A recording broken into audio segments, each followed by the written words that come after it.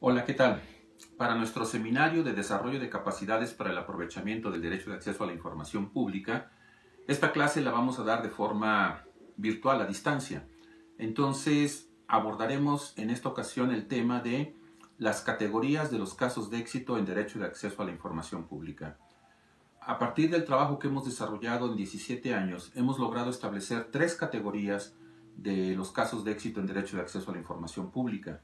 Primero definimos qué es un caso de éxito. Es aquella experiencia en que una persona, con el uso del derecho de acceso a la información pública, logra un beneficio concreto para sí misma o para terceros, sin importar su magnitud. Las 3 categorías que tenemos son la primera, que es la función cognitiva del derecho de acceso a la información pública, la segunda, que es el efecto reactivo, y la tercera, que es la función instrumental. Empecemos con la primera. La función cognitiva es la categoría de casos de éxito más elemental, más básica. Aquí es donde se encierra el derecho a saber. Es decir, el interesado, la interesada, solamente quiere saber algo.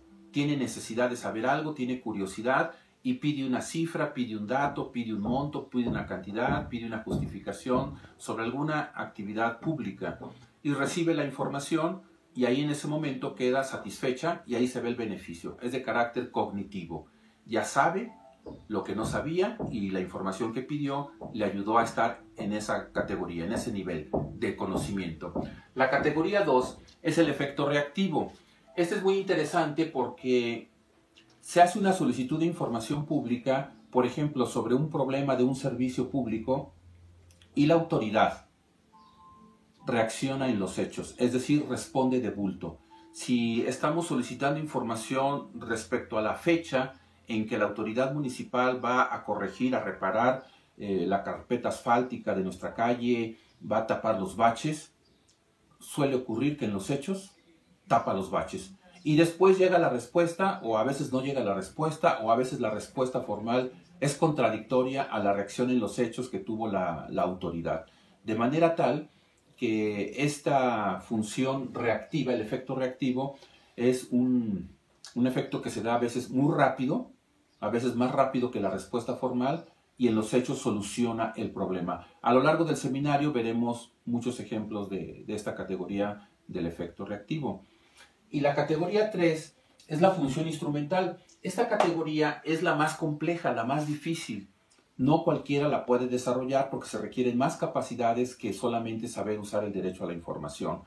Los casos que hemos visto en el seminario de casos de éxito en la sesión anterior, vimos 7 casos que analizaron ustedes, todos fueron de la categoría 3. Es decir, en esta categoría, cuando recibimos la información, tenemos que darle un uso.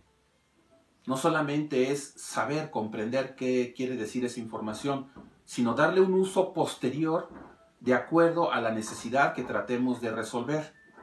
Vamos a pensar en un caso en el que queremos resolver algún problema específico. Recordemos el caso de la persona que no le podían entregar su título de maestría en una universidad y ya llevaba más de 2 años esperando. Entonces ella solicita información sobre cómo va ese trámite y la respuesta de la autoridad educativa es que no se ha iniciado ningún trámite. Con esa información, ella, la interesada, va y reclama ante la institución educativa de que no se ha iniciado ningún trámite, como ellos ya habían dicho que el trámite estaba ante la autoridad educativa y esta era la que tardaba la entrega de los papeles para entregar ya la certificación de haber cursado esa maestría. Entonces, con esa información que ella utiliza, la universidad se reactiva, toma cartas en el asunto y hace lo que nunca había hecho, es decir, enviar el trámite, enviar los documentos necesarios para que la autoridad educativa validara esa maestría y se pudiera entregar su título y su cédula correspondiente. Es decir, en la categoría 3, si nos quedamos con la información y no le damos el uso adecuado, no va a pasar nada.